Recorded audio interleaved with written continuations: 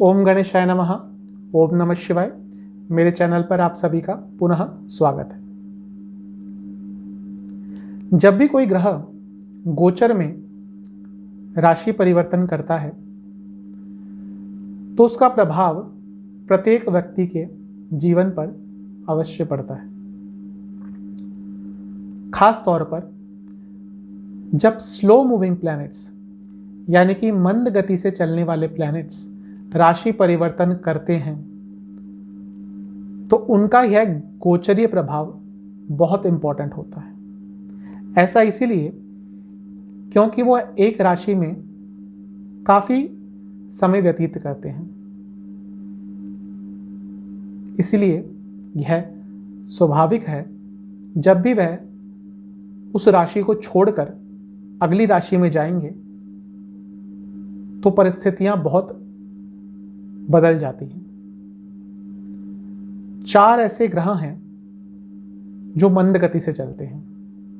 वह हैं राहु, केतु, महाराज और बृहस्पति देवता। राहु केतु जहां एक राशि में प्रायः 1.5 साल रुकते हैं, शनि महाराज एक राशि में औसतन 2.5 साल रुकते हैं और देवगुरु बृहस्पति एक राशि में करीबन 1 साल रुकते हैं। ऐसा ही एक परिवर्तन आज 6 अप्रैल 2021 को होने वाला है,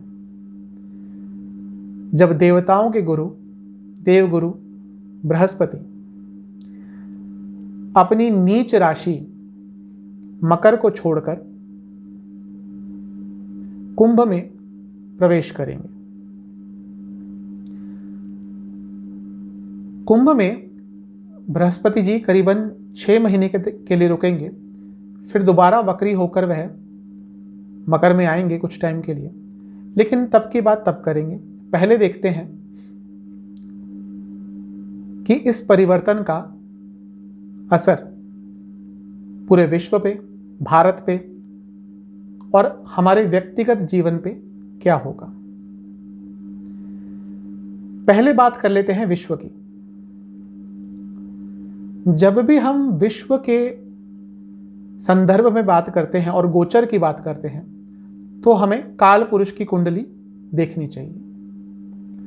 काल पुरुष की कुंडली मेष लग्न से शुरू होती है। अब मेष लग्न में बृहस्पति जी 11वें स्थान में गोचर करेंगे।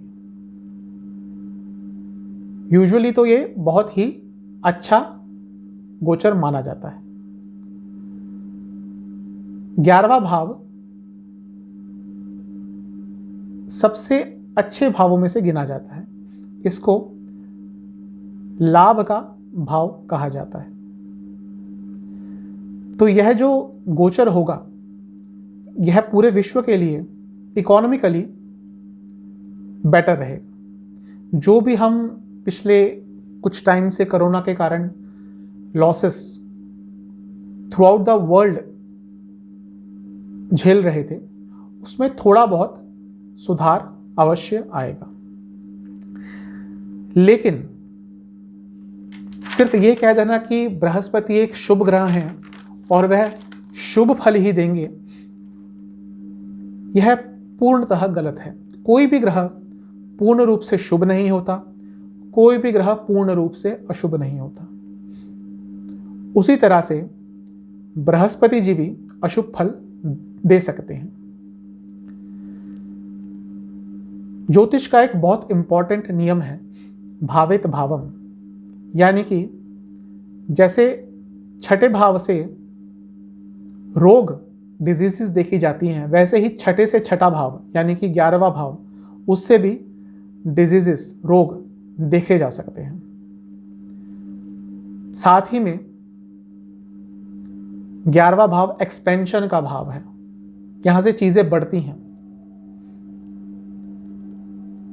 तो जहां पूरा विश्व इकोनॉमिक ग्रोथ में थोड़ी स्टेबिलिटी देख सकता है, वहीं आने वाला टाइम करीबन 2-3 हफ्ते 6 अप्रैल के बाद बहुत क्रूशियल होंगे, क्योंकि नवांसा में बृहस्पति बुध के साथ होंगे, साथ ही में केतु ग्रह अभी भी अष्टम भाव में है।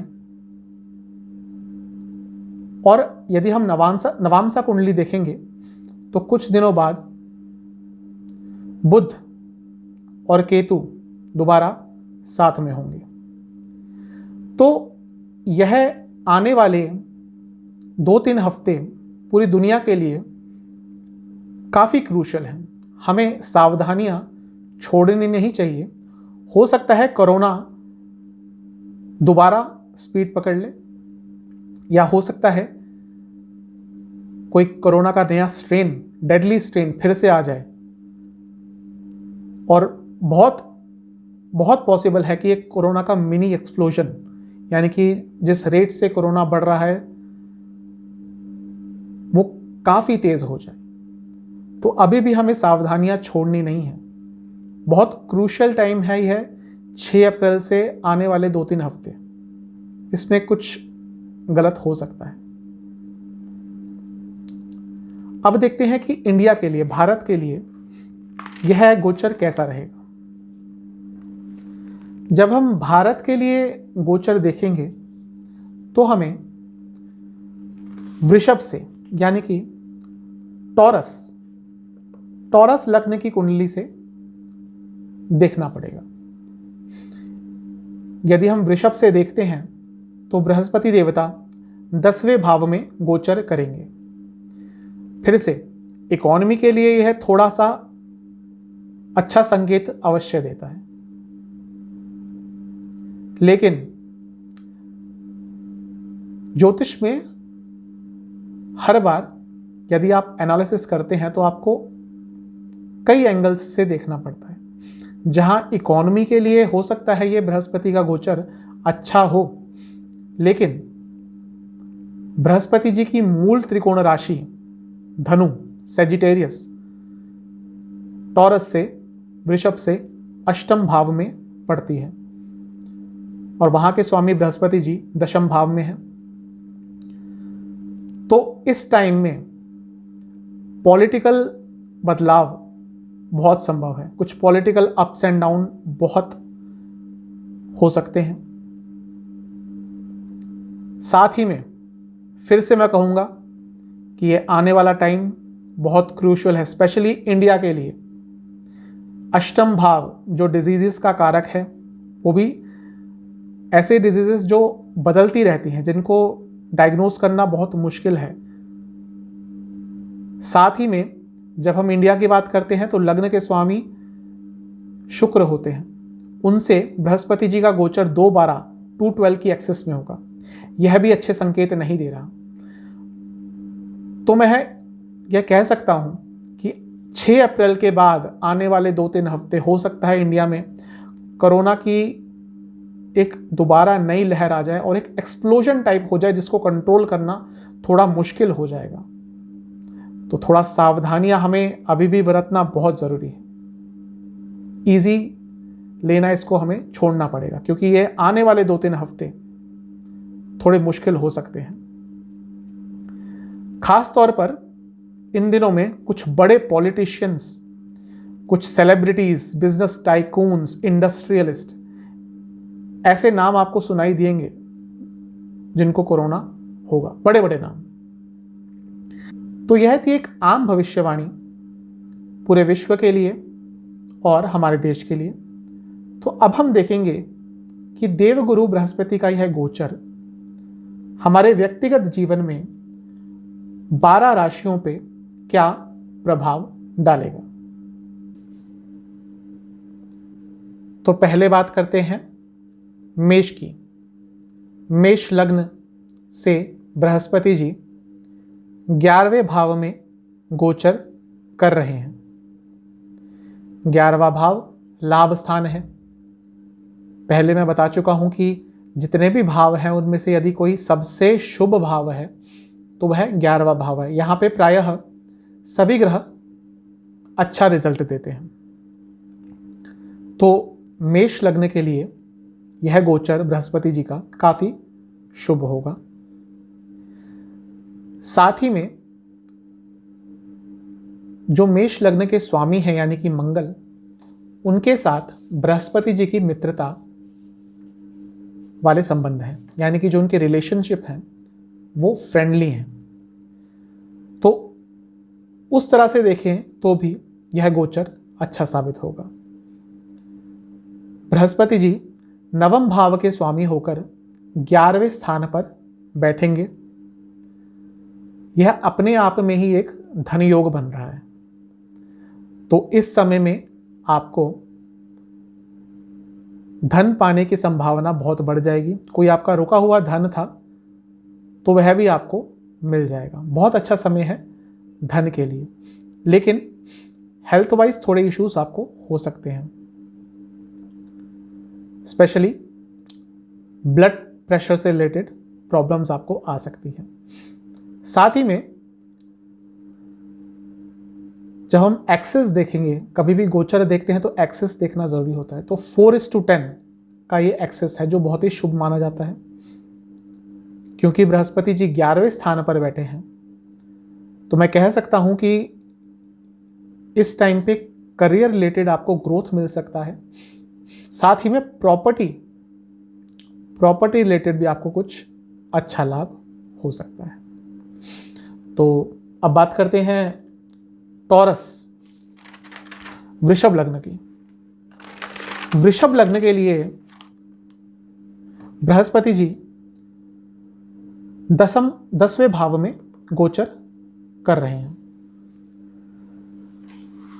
थोड़ा कॉम्प्लिकेटेड टाइम होगा वृषभ लग्न के लोगों के लिए।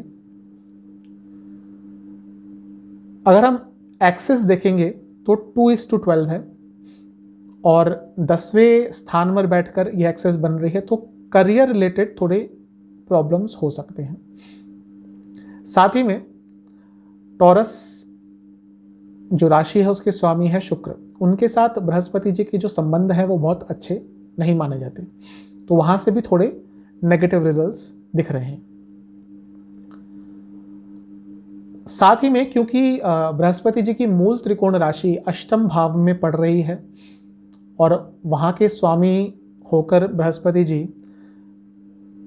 कर्म स्थान पर, यानी कि जो आपका प्रोफेशन से रिलेटेड हाउस होता है 10th हाउस, वहां पे बैठे हैं, तो करियर में ब्रेक्स आ सकती हैं। करियर में मैं तभी कह रहा हूं कि वृषभ लग्न के लोगों के लिए करियर के लिए बहुत अच्छा टाइम नहीं हो सकता। हाँ,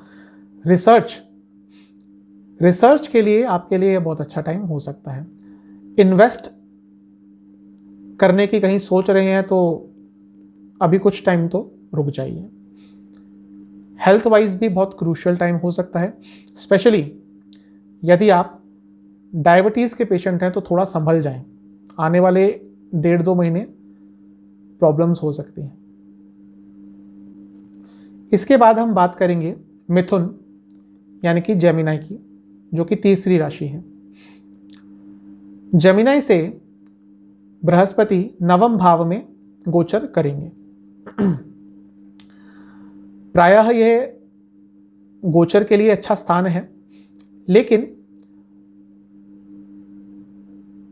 जेमिनाई यानी कि मिथुन के स्वामी के साथ बृहस्पति जी के अच्छे संबंध नहीं है, तो शुभता में थोड़ा कमी आएगी।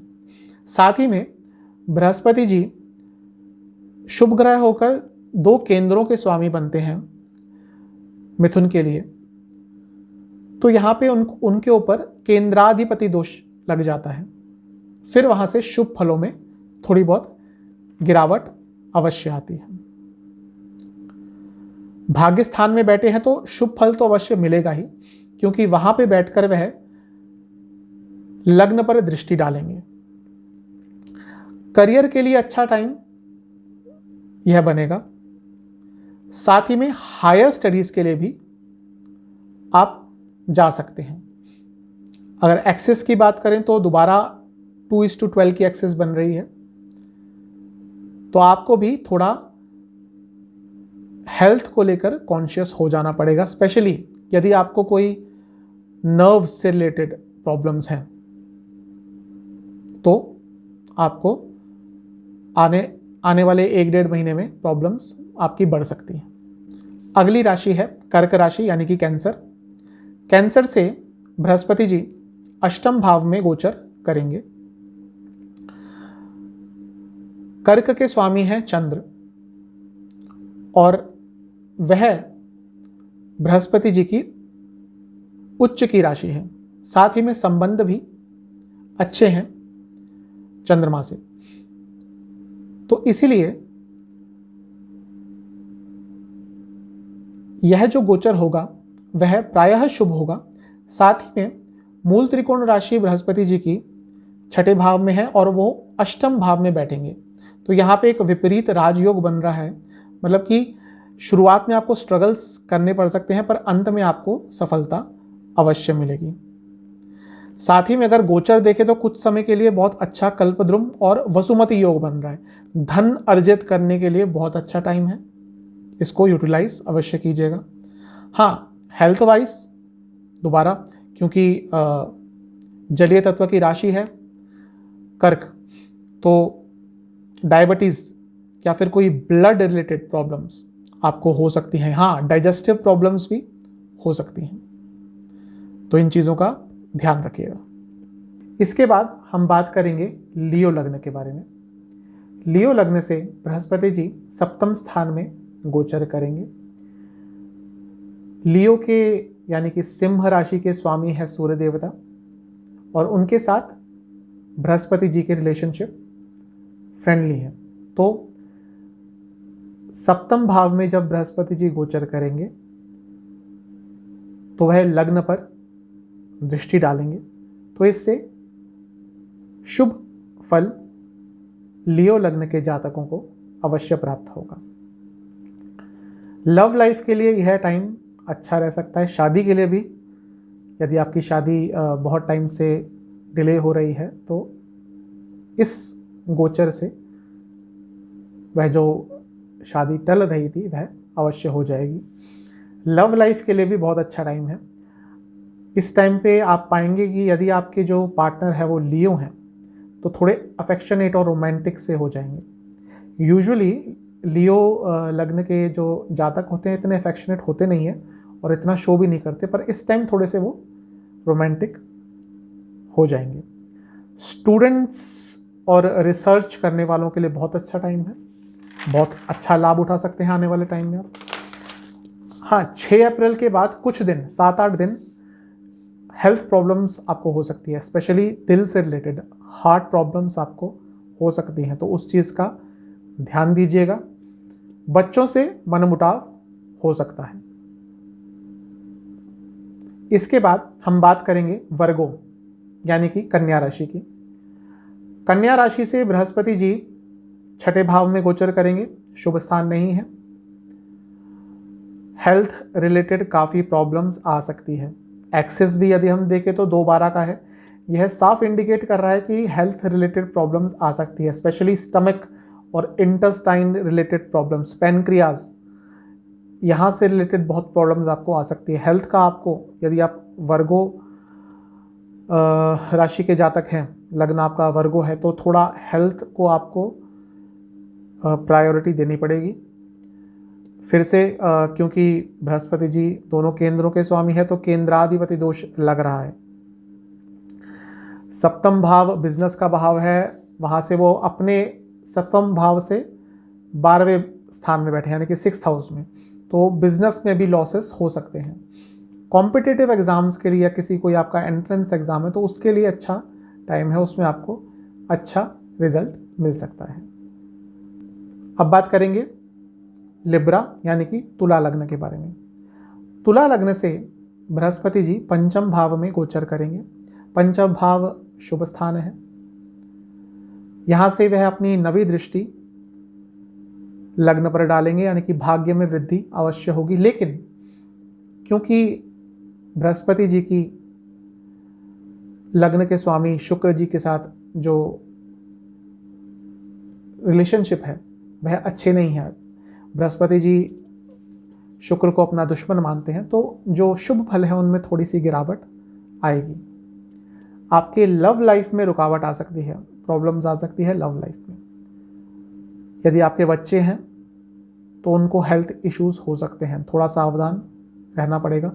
उनको चोट भी लग सकती है इस टाइम पे, तो उस चीज़ को थोड़ा ध्यान से देखिएगा। फिर से मैं कहूँगा यहाँ पे 2/12 की एक्सेस बन रही है, 2/12 की एक्सेस, तो यहाँ पे आपको हेल्थ प्रॉब्लम्स थोड़े हो सकते हैं, मेनली स्टमक रिलेटेड। इसके बाद हम बात करेंगे स्कॉर्पियो यानी कि वृश्चिक लग्न की। वृश्चिक लग्न से बृहस्पति जी चौथे भाव में गोचर करेंगे, सुख स्थान है ये, तो प्रायः ये जो गोचर है ये अच्छा फल प्रदान करेगा। वृश्चिक लग्न के स्वामी मंगल हैं, उनके साथ भी जो संबंध है वह काफ़ी अच्छे होते हैं बृहस्पति जी के, तो वहाँ पे भी शुभता बनी रहेगी। साथ ही में पैसे से रिलेटेड आपको कोई बहुत अच्छी न्यूज़ मिल सकती है, प्रॉपर्टी से रिलेटेड भी आपको कोई अच्छी न्यूज़ मिल सकती है, लाभ हो सकता है। वैसे तो इस टाइम हर जगह प्रॉपर्टी का जो मार्केट है वो गिरा हुआ है, लेकिन आपको वृश्चिक लग्न वालों को कुछ प्रॉपर्टी से रिलेटेड अच्छे न्यूज़ मिलने के संकेत मुझे दिखाई दे रहे हैं। हाँ, लेकिन रिलेशनशिप में थोड़ी आपको लॉयल्टी दिखानी पड़ेगी, थोड़ा ध्यान आपका भटक रहा है, वहाँ पे आपको थोड़ा ध्यान रखना पड़ेगा, अदरवाइज प्रॉब्लम्स हो सकती हैं। इसके बाद धनु राशि यानी कि सैजिटेरियस या धनु के स्वयं जो स्वामी हैं वह बृहस्पति जी ही हैं। पिछले कई टाइम से नीच के चल रहे थे, तो थोड़ी धनु राशि वालों को प्रॉब्लम्स फेस करनी पड़ रही थी। अब वह तीसरे भाव में गोचर करेंगे, तो यहाँ पे क्योंकि एक्वेरियस में भी हैं, तो यहाँ पे यदि आपकी कोई हॉबीज़ थी तो हो सकता है उसमें आप इस टाइम इन्वॉल्व होंगे, तो आपको सफलता मिल जाएगी। घर से थोड़ा दूर जाने का योग बन सकता है किसी काम से। भाई बहन के साथ थोड़ा मनमुटाव हो सकता है, अवश्य काफ़ी हाई चांसेस लग रहे हैं कि भाई बहन के साथ आपका मनमुटाव हो सकता है। एक्सरसाइज पे ध्यान दीजिए, तो थोड़ा आपके जो पिछले कुछ टाइम में जो आपको हेल्थ इश्यूज आए थे उससे आप निकल सकते हैं, क्योंकि पिछले कई टाइम से आपका जो लग्न के स्वामी है वो नीच के चल रहे थे, तो हेल्थ इश्यूज तो आपको आए होंगे। हाँ, पिछले कई टाइम से आपने यदि किसी चीज़ में बहुत मेहनत करी है तो 6 अप्रैल के बाद आने वाले 4-5 महीने में आपको उसके अच्छे रिजल्ट्स मिलेंगे। अगली राशि है मकर राशि। मकर राशि के लिए बृहस्पति जी धन भाव में यानी कि सेकंड हाउस में गोचर करेंगे। वैसे तो ऊपर से देखने पे तो लगता है कि धन की प्राप्ति होगी, लेकिन मैं कहूँगा कि यहाँ पे आपको मिक्स्ड रिजल्ट मिलेंगे। धन प्राप्त तो होगा, लेकिन साथ में उसका व्यय भी हो जाएगा, यानी कि वो खर्च भी हो जाएगा। बाहर जाने के या ट्रैवल के योग बन रहे हैं। बाहर जाना तो खैर आजकल थोड़ा मुश्किल है, जो सिचुएशन हम पूरे विश्व में फेस कर रहे हैं, लेकिन हो सकता है कहीं अपने घर से काफ़ी दूर किसी काम के कारण आपको जाने का मौका मिले। इस टाइम में आपको खाने में सावधानी बरतनी पड़ेगी, क्योंकि आप कुछ उल्टा सीधा खाएंगे तो उससे आपको बहुत ज़्यादा हेल्थ प्रॉब्लम्स आने वाले टाइम में फेस करनी पड़ सकती है। अगली राशि है कुंभ राशि यानी कि एक्वेरियस। एक्वेरियस लग्न के जातकों के लिए बृहस्पति जी स्वयं लग्न में आके विराजमान हो जाएंगे। लग्न में बृहस्पति जी दिग्बली भी होते हैं, तो शुभता में और बढ़ोतरी होगी। कुंभ लग्न के लिए बृहस्पति जी नैसर्गिक धन योग कारक होते हैं, क्योंकि वह धन भाव के यानी कि सेकंड हाउस के और आय भाव के यानी कि 11th हाउस के दोनों के स्वामी होते हैं। तो नेचुरली ही बृहस्पति जी धन योग कारक होते हैं कुंभ लग्न के लिए। तो इस टाइम पे आपको धन की प्राप्ति अवश्य होगी, लेकिन मैं कहूँगा कि यदि आपकी उम्र 40, 45 या 50 से ऊपर हो चुकी है तो धन प्राप्ति में ध्यान लगाने से ज़्यादा आपको स्पिरिचुअलिटी में ध्यान लगाना चाहिए, क्योंकि बृहस्पति जी स्वयं, यदि आप 50 से ऊपर हो चुके हैं तो बृहस्पति स्वयं लग्न में आके आपके विराजमान हुए हैं। अगली बार ये 12 साल बाद आएंगे, ऐसा मौका बार बार नहीं मिलेगा। और आप यदि 50 के हो चुके हैं तो आपको स्पिरिचुअलिटी में ज़्यादा ध्यान लगाना पड़ेगा, क्या लगाना चाहिए, भगवान में ध्यान लगाएं, क्योंकि सच्चा आनंद आपको वहीं पे प्राप्त होगा। अगली राशि है, आखिरी राशि, मीन राशि, पाइसेस। पाइसेस के स्वामी स्वयं बृहस्पति जी ही हैं और अपनी लग्न से और अपनी राशि से वह 12वें स्थान में गोचर करेंगे। पाइसेस या मीन लग्न वालों के लिए इस टाइम पे प्रायोरिटी उनकी हेल्थ होनी चाहिए, क्योंकि बृहस्पति जी पिछले कई टाइम से नीच के थे और नीच से होकर वह निकले भी हैं तो 12वें स्थान पर आएंगे। तो ऑलरेडी वहाँ पे आपके कुछ हेल्थ इश्यूज ऑलरेडी हुए होंगे और अब वे 12वें स्थान में आ गए हैं, तो आपको हेल्थ पे बहुत फोकस करना पड़ेगा। साथ ही में वह 10वें स्थान के भी स्वामी हैं, मूल त्रिकोण राशि उनके 10वें स्थान पे है, वहां से वह 3रे स्थान में गोचर करेंगे। तो जो भी आपने एफर्ट्स लगाने हैं इस टाइम पे लगाइए, उसके आपको अच्छे रिजल्ट्स अवश्य मिलेंगे।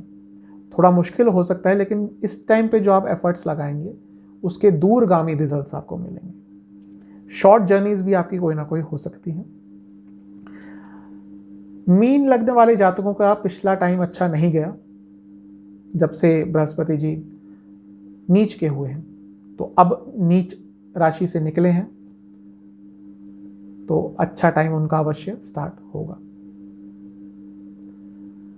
तो ये थी वीडियो बृहस्पति जी के गोचर के बारे में और एक जनरल प्रेडिक्शन विश्व के लिए, इंडिया के लिए और 12 राशियों के लिए। मैं आशा करता हूं कि यह वीडियो आपको पसंद आएगी।